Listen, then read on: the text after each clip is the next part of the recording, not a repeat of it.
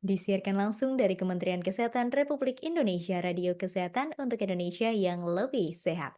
Selamat sore Sobat Sehat dimanapun kamu berada, baik yang menyaksikan melalui live Instagram Kementerian Kesehatan RI, maupun yang mendengarkan melalui aplikasi siaran Radio Kesehatan dan juga pada website kami di radiokesehatan.kemkes.go.id.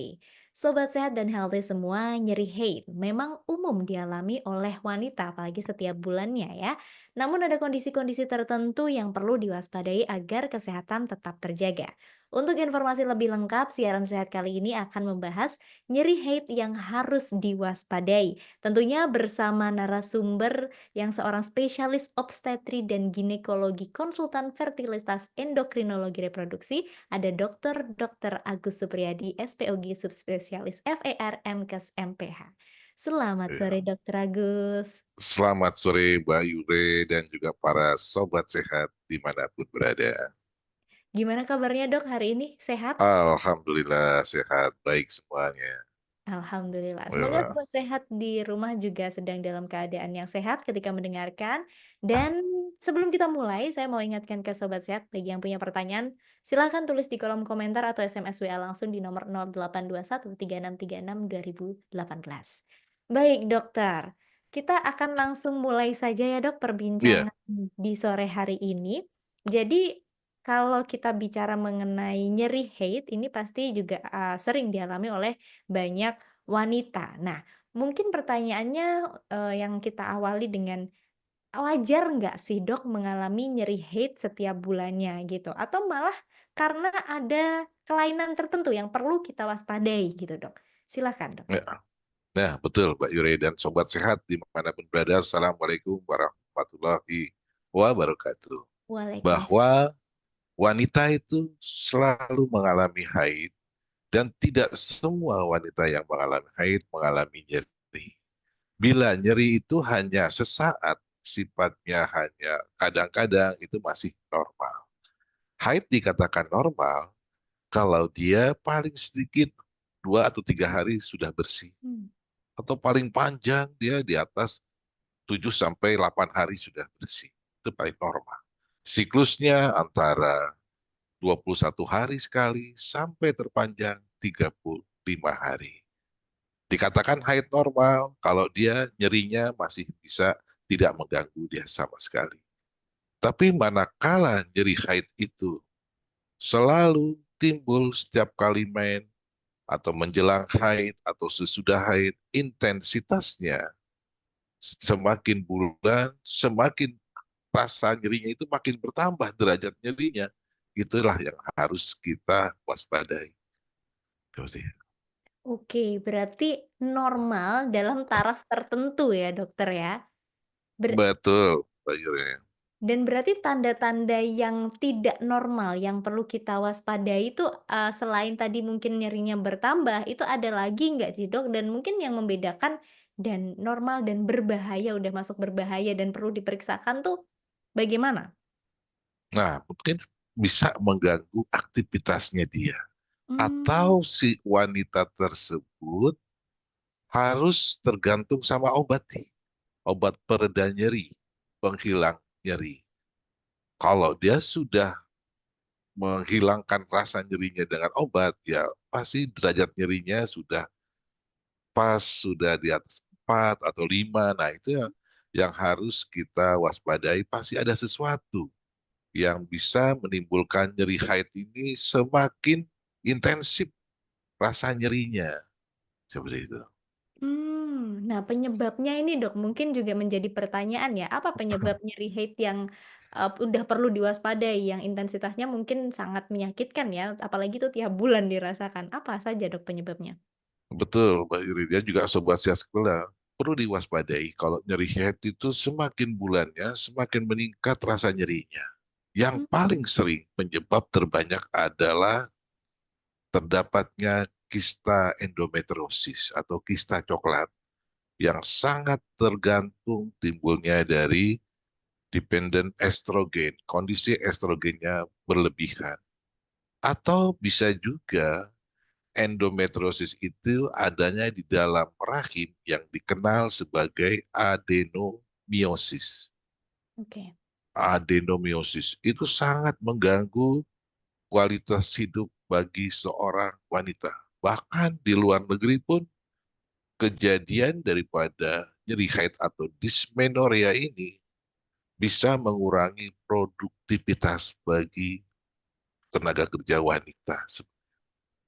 Oh, oke. Berarti banyak juga ya, Dok, yang menjadi, penyebab atas nyeri haid tersebut. Nah, tapi bisa nggak sih, Dok, kasusnya itu dia awal-awal misal 1, 2, 3, 5 tahun awal menstruasi itu Mm-mm. baik-baik saja, kemudian setelah itu baru muncul nyerinya yang, mungkin lebih intens itu setelah 5 tahun atau bahkan setelah 10 tahun gitu, bisa nggak sih, Dok? Sangat bisa, sangat mungkin sekali. Makanya, apalagi sekarang dengan pola hidup kita, dengan lifestyle kita yang berubah, dengan polusi. Endometriosis ini penyakit yang multifaktor, meskipun dasarnya adalah hiperestrogen atau kandungan estrogen pada wanita itu sangat berlebih. Mmm. Estrogen berlebih itu bisa dipengaruhi dari asupan makanan yang sehari-hari. Mungkin terlalu banyak makan-makan soya, kacang-kacang kedelai, fast food, atau makan makanan yang junk food, atau banyak mengandung mecin, atau seperti itu yang bisa meningkatkan asupan estrogen dari luar, sehingga terakumulasi kondisinya menjadi hiperestrogen. Awalnya hanya sedikit, lama-lama dia menjadi suatu kista yang makin membesar atau adenomyosis yang makin meluas. Oke, menarik ya, ternyata sobat sehat ada kondisi-kondisi yang, mungkin belum pernah kita bayangkan sebelumnya dan ternyata nyeri haid yang kita rasakan tuh ada yang masuk ke kategori bahaya dan perlu diperiksakan. Mungkin pertanyaan selanjutnya adalah, kapan nih Dok, waktu yang tepat untuk segera memeriksakan diri ke dokter gitu, untuk para perempuan-perempuan yang sering mengalami nyeri haid setiap bulannya? Nah, bagus di pertanyaannya Mbak Yuri. Bagi pada wanita, sobat sehat semuanya, bila kala dirasakan nyeri haid itu sudah mengganggu aktivitasnya, segeralah periksakan ke dokter kebidanan. Akan lebih tepat lagi kalau seandainya memeriksakan diri pada sedang haid nih. Ya, misalnya sedang bersih, belum bersih haid, misalnya haid hari kedua, ketiga, atau keempat. Lagi bagi seorang wanita yang belum married, tentunya dilakukan pemeriksaan USG melalui transabdominal. Misalnya itu juga belum jelas, mungkin ada perjanjian dilakukan USG melalui rektal, seperti itu. Tapi pada wanita yang sudah married, sudah mempunyai anak, kita bisa melakukan USG yang lebih tepat tuh dengan transvaginal, seperti itu. Mmm. Jadi bisa tampak tuh kelihat apakah di struktur rahim uterusnya terdapat vokal-vokal adenomiosis, apakah di kedua indung telurnya ada kista endometriosis, seberapa besarnya itu bisa tampak jelas kelihatan. Oh, oke. Itu sobat sehat. Jadi pemeriksaan yang mungkin akan dilakukan ya ketika sobat sehat merasakan nyeri haid, kemudian nanti periksa ke dokter. Nah, itu pemeriksaan-pemeriksaan yang dilakukan. Tapi Dok, saya jadi tertarik bertanya untuk kasus nyeri haid yang perlu diwaspadai ini, Dok. Itu seringkali biasanya kalau di lapangan itu Ya, banyak terjadinya pada orang-orang yang mungkin belum menikah atau sudah menikah, Dokter? rata-rata sudah menikah atau pada Oh. usia usia reproduktif seperti itu. Ya, Mmm. jadi memang penyakit ini di penelitian di Amerika dia akan mengalami delayed diagnosis, keterlambatan diagnosis. Jadi sudah datang ke dokter dengan keluhan dismenorrhea sedang atau berat dan kistanya sudah cukup besar. Mmm. Nah, seperti itu Tapi dia banyak mengalami keterlambatan berapa persen tuh mhm seperti mhm. itu. Oh, oke. Berarti karena mungkin udah dirasakan nyeri, cuman takut untuk periksa ya, Dok? Biasanya banyak Betul, ya? ditahan-tahan dulu seperti ini. Karena ini Oh, erat kaitannya dengan masa depan seorang wanita, apalagi dia ingin mhm. menikah, ingin mendapatkan keturunan. Karena salah satu faktor infertilitas, ketidaksuburan bagi wanita, salah satunya penyebabnya karena adanya endometriosis atau adenomiosis inilah, Mbak Yure. Oke. Nah, itu sobat sehat mungkin perlu diwaspadai ya. Jadi kalau udah nyeri haidnya berlebih Berarti kalau normalnya itu, nyeri haidnya itu sebelum menstruasi ya, dokter, ya? Normalnya Ya, berarti kapan, Dok? normalnya bisa sebelum menstruasi atau sedang menstruasi di hari-hari keberapa, tapi tidak sampai mengganggu aktivitas Aktivitas. fisik. Oh, oke. Tapi kalau orangnya itu memiliki, apa ya, derajat nyerinya kan orang-orang bilang, Betul. nah itu beda ya, Dok. Nah itu gimana, Dok, untuk menandai, "Oh ini udah perlu periksa nih," kan beda-beda ya, Dok, ya? Ya, kadang-kadang pasti itu kalau kista itu sudah mulai muncul, Mmm. semakin bulan meningkat lagi semakin tahun dia akan semakin membesar dan makin menyebar. Tentunya ambang intensitas nyerinya semakin hebat. Oh, oke. Hmm, Oke, itu sobat sehat. Berarti kalau udah ada nyeri-nyeri yang mungkin bisa ditahan, tapi kok udah mengganggu aktivitas bisa langsung diperiksakan. Nah, mungkin pertanyaan selanjutnya, menuju ke pengobatan kali ya, Dok, ya. Jadi untuk Ya, orang yang mengalami nyeri haid gitu, apa saja opsi penanganan yang bisa dilakukan untuk, nyeri haid yang mungkin perlu, apa sih namanya, tindakan medis-medis khusus, dokter? betul. Yang pertama, kita tidak selalu melakukan tindakan operasi atau pembedahan. Mhm. Kita ada obat-obatan medikamentosa, satu kita perbaikilah gaya hidup. Biasa kita asupan fitoestrogennya terlalu berlebih dikurangi. Agak berpantang sedikit pola hidup sehat, olahraga, biar haidnya lancar. Kalau sudah terjadi kista endometriosis atau adenomiosis, ada obat-obat medikamentosa yang menekan kelebihan hormon estrogen. Bisa Mmm. obat itu minum, oral, atau obat itu suntik per 1 bulan sekali. Bila dokter itu mempertimbangkan kesuburan wanita untuk suatu program dan dirasa kistanya itu sudah diameternya lebih dari 5 cm dan mengganggu kesuburannya, patut dipertimbangkan dilakukan tindakan pembedahan, operasi pengangkatan kista atau adenomiosis. Mmm. Oke, berarti tidak selalu dilakukan pembedahan, ada dulu ya, Dok, apa namanya, tahap-tahapan mungkin kalau udah serius yang udah perlu pembedahan Iya, baru. benar. Oke, itu sobat sehat. Jadi kalau bisa periksanya itu sedini mungkin ya, Dok, biar untuk penanganannya nggak sampai harus, apa sih namanya, dilakukan pembedahan. Tapi kalau udah, pembedahan itu sebenarnya ada dampak secara kesehatan reproduksinya nggak sih, Dok? Iya, kita selalu berpegang prinsip cukup 1 kali pembedahan untuk mengatasi kista endometriosis. Mmm. Selanjutnya harus wanita tersebut menjalani program untuk mendapatkan keturunan, program hamil. Karena apa? Kalau kita tidak diikuti dengan program untuk mendapatkan keturunan, Mhm. operasi pembedahan itu rata-rata mengalami kekambuhan lagi kalau pada wanita itu masih dalam usia reproduktif belum usia menopause. Oh. Bisa kambuh dalam 2 atau 3 tahun lagi muncul lagi tuh, kista endometriosis yang residif. Dan tentunya dengan muncul lagi menjadi lebih sulit teknik operasinya dan biasanya sudah terjadi perlekatan sebenarnya.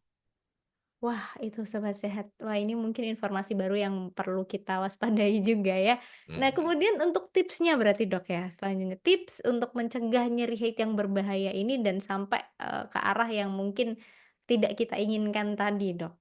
Ada nggak? Ya, tentu satu pola hidup sehat, Mhm. istirahat, aktivitas fisik berolahraga.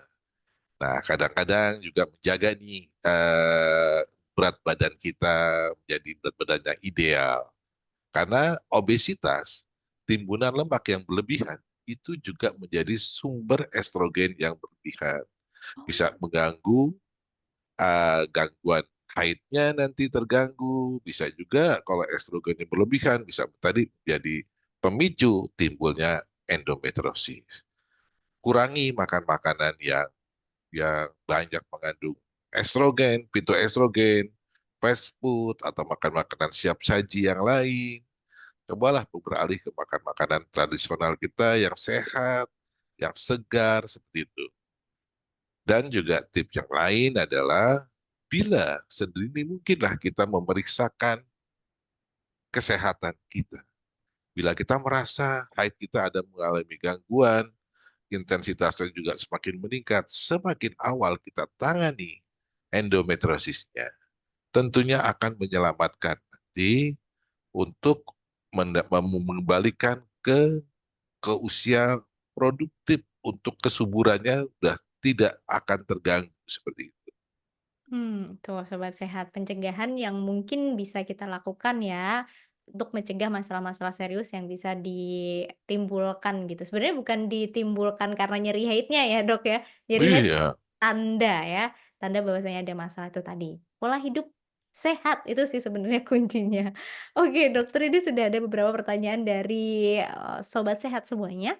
Saya langsung bacakan ya Dok ya. iya, Mbak. Dari yang pertama, Kak Sridiani underscores. Izin bertanya dok, akhir-akhir ini saya mengalami keluhan nyeri. Nyeri pada saat haid. Nyerinya bisa sampai bikin kaki benar-benar ngilu dan kram perut. Dan juga sudah 3 bulan ini saya belum haid. Kenapa ya dok katanya? Nah, bisa juga tadi itu kan nyerinya sampai hebat seperti itu atau tidak mendapat haid. Banyak kondisi yang haid itu menjadi tidak kunjung teratur. Mungkin karena gangguan keseimbangan antara hormon estrogen dan progesteron. Seperti itu. Atau coba dicek lagi, apakah ada tingginya dia terhadap hormon eh, prolaktinnya. Apakah dia juga ada penderita penyakit tiroid. Nah, atau juga kalau nyeri haidnya itu semakin meningkat, kita coba eh, melakukan pemeriksaan ultrasonografi. Kita lihat apakah ada kelainan primer dia pada rahimnya, uterus, atau pada kedua induk telurnya. Seperti itu. Oke, berarti dianjurkan untuk memeriksakan diri ya dok ya, untuk Kak. Betul. Oke, itu ya Kak Sridiani, alangkah lebih baiknya memeriksakan diri langsung ke vaskes terdekatnya. Nah, kemudian dari Kak Mustika dari Jakarta, Dok. Dok, kalau setiap nyeri minum obat, apakah aman, Dok, katanya? Ya, aman. Sebenarnya obat itu obat-obat analgetik seyogyanya diminum dalam keadaan perut tidak kosong atau setelah makan. Karena ada beberapa obat-obat analgetik penghilang rasa nyeri atau antiprostaglandin bisa mempengaruhi asam lambung, ya, sehingga kalau diminum setelah makan itu relatif lebih aman, menjaga biar asam lambungnya tidak terpengaruh seperti itu. Tapi kalau seandainya nyeri itu makin meningkat, ya segera tadi sobat sehat harus diperiksakan sedini mungkin ke dokter kebidanan setempat. Nah, itu untuk Kak Mustika. Dan mungkin dokter ini juga jadi pertanyaan juga, selain obat-obatan, itu kadang orang mengkonsumsi herbal, dokter. Dan kan sekarang Mm-mm. banyak minuman-minuman herbal yang klaimnya itu mengatasi nyeri haid gitu. Nah, kalau kayak gitu tuh aman nggak sih, Dok, sebenarnya?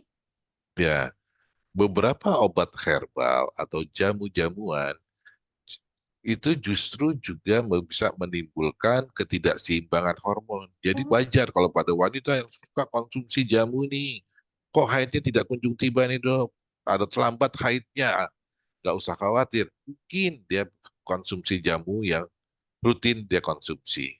Atau obat-obat diet, obat-obat slimming tea itu obat-obat untuk kurus, obat-obat itu tuh juga bisa mempengaruhi keseimbangan antara poros hormon di hipofisis, hipotalamus sehingga haidnya juga tidak teratur. oke. Berarti tidak disarankan ya, Dok, ya, Ya, meminum obat kalau herbal untuk mengatasi nyeri itu tadi? Oke. Kemudian dari berikutnya dari Kak Kartika, 34 tahun. "Assalamualaikum Dok, mau tanya, sudah 3 bulan ini saya nyeri haid sampai perut dicolek juga sakit banget. Kenapa ya Dok? Dan tapi setelah haid nggak sakit lagi gitu. Saya pengguna KB IUD Dok," katanya. hmm, ya, Waalaikumsalam warahmatullahi wabarakatuh. KB IUD spiral tidak menimbulkan haid yang hebat. Patut diwaspadai 70% nyeri haid pada wanita dysmenorrhea. 70% dari penelitian itu pasti ada terjadinya gejala awal kista endometriosis. Oke. Sangat besar loh itu seperti itu. Udah tanda-tandanya 70% loh, seperti itu. Oke, itu untuk Kak Kartika. Kemudian pertanyaan berikutnya, Dok, dari Kak Dina PGS dan Kak Debbie C22. Ini, kurang lebih menanyakan hal yang terkait dengan asupan makanan ya, Dok. Sering makan tempe tahu meningkatkan estrogen kah, Dok? Dan dari Kak Debbie bertanya, kedelai bisa menyebabkan kista, Dok, katanya. Ya, kalau dikonsumsi dalam jumlah banyak dan kebetulan juga kandungan estrogen di dalam darahnya sudah tinggi, ya pemicunya salah satunya kalau kita rutin mengkonsumsi kacang-kacang kedelai soya seperti itu atau susu kedelai setiap hari pada orang yang sudah kondisi sudah tinggi bisa menjadi salah satu pemicu timbulnya kista endometriosis. Oke. Berarti kalau tempe tahunya masih dalam batas normal nggak masalah ya, Dok, Nggak ya? masalah, aman-aman itu malah sehat. Malah justru pada wanita yang menjelang menopause dianjurkan tuh untuk menjaga estrogen kita dari luar sehingga Mmm. osteoporosisnya menjadi lebih lambat. Oke, itu ya untuk Kak Dina PGS dan Kak Debbie semoga terjawab. Berikutnya dari Kak MDST. Mohon maaf izin dok, kalau siklus haid tidak teratur dan terjadi keputihan menggumpal sampai berbau itu kenapa ya dok? Apakah perlu pemeriksaan lebih lanjut? Kayaknya agak menyimpang dari ini teman. Monggo dok, silakan. Ya, sobat sehat bagi para anak-anak gadis, misalnya pada para wanita remaja, keputihan jangan dianggap sepele loh. Kalau keputihan itu sudah bergumpal atau rasa gatal di area wanita atau apalagi sudah berbau, pasti sudah ada infeksi jamur. Seandainya kondisi tersebut tidak mendapat terapi yang tepat, kita khawatirkan kuman itu tadinya di sekitar mulut rahim, bisa naik ke rongga rahim sampai ke saluran tuba, bisa menginfeksi saluran tuba, itulah yang disebut hidrosalping atau daerah daerah adneksan menjadi infeksi radang panggul adneksitis, itu dampaknya buat kesuburan itu sangat berarti, bisa menimbulkan saluran tuba itu menjadi buntu atau non paten seperti itu. Oke, itu ya untuk KMDST semoga terjawab ya pertanyaannya. Kemudian dokter, ini ada masih pertanyaan lagi dari Kak Ina dari Jakarta. Dok, emang benar ya kalau lagi menstruasi tidak boleh minum soda katanya? Nah itu mitos, boleh-boleh aja makan apa aja saya.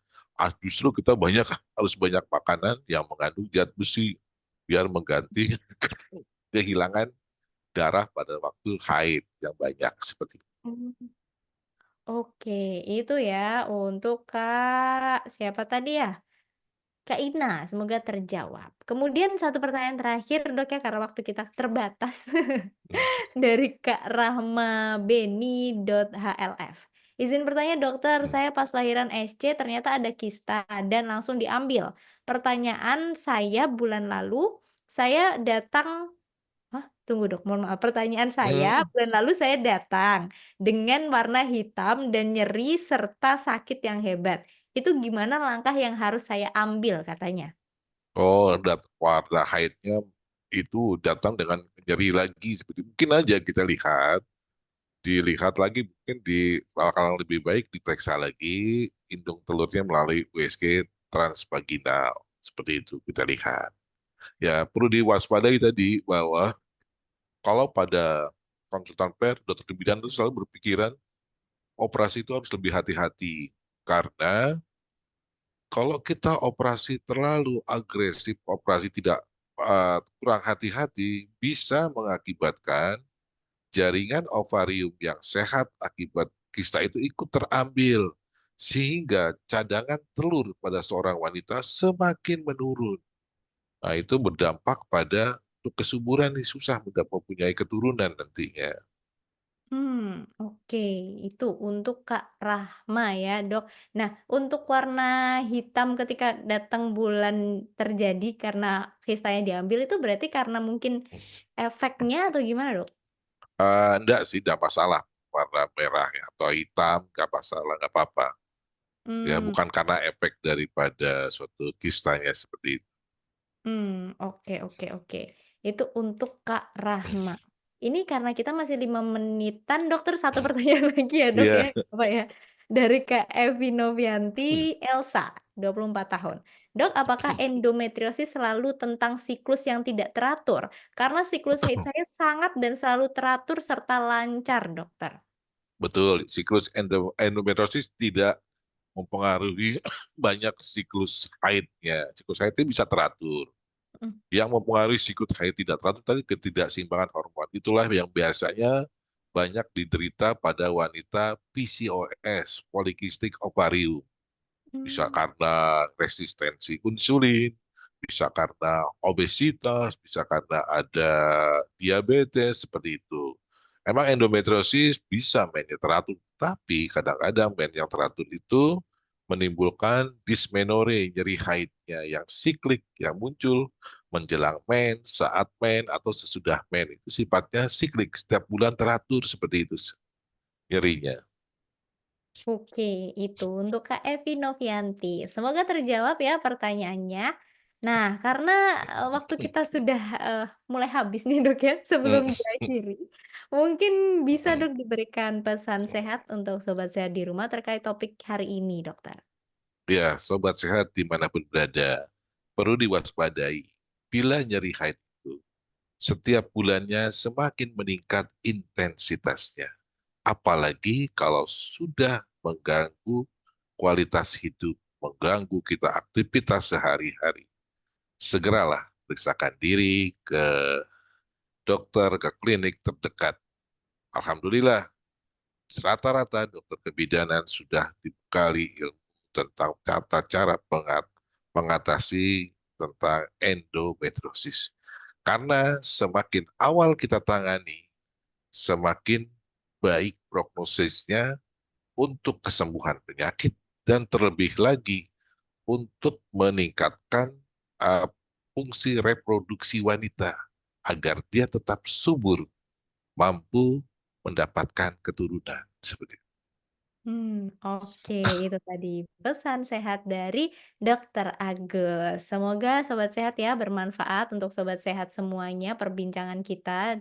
Ya dengan waktu terbatas ini ya kita dapat banyak sekali informasi baru dari Dokter Agus. Terima kasih dokter untuk waktu informasi. Sama-sama. Oke. Dan untuk sobat sehat, maaf nih pertanyaannya nggak bisa kita jawab satu persatu, karena ternyata masih banyak yang baru masuk dokter pertanyaannya. Tapi waktu kita terbatas, mungkin di lain kesempatan kita akan bisa ngobrol-ngobrol lagi. Mungkin lebih kita spesifikkan terkait endometriosis kali ya dokter ya? Betul sekali. Oke, biar lebih, puas gitu kita bahas-bahasnya terkait masalah satu itu sobat sehat, karena itu ternyata terkait erat ya dengan nyeri haid. Itu saja mungkin yang bisa kita sampaikan sobat sehat, sekali lagi semoga bermanfaat untuk sobat sehat. Mungkin yang baru bergabung nanti bisa cek siaran ulangnya di Instagram Kementerian Kesehatan. Dan, itu saja saya Yura Aurelia dan Dokter Agus pamit undur diri. Sampai jumpa dan salam sehat.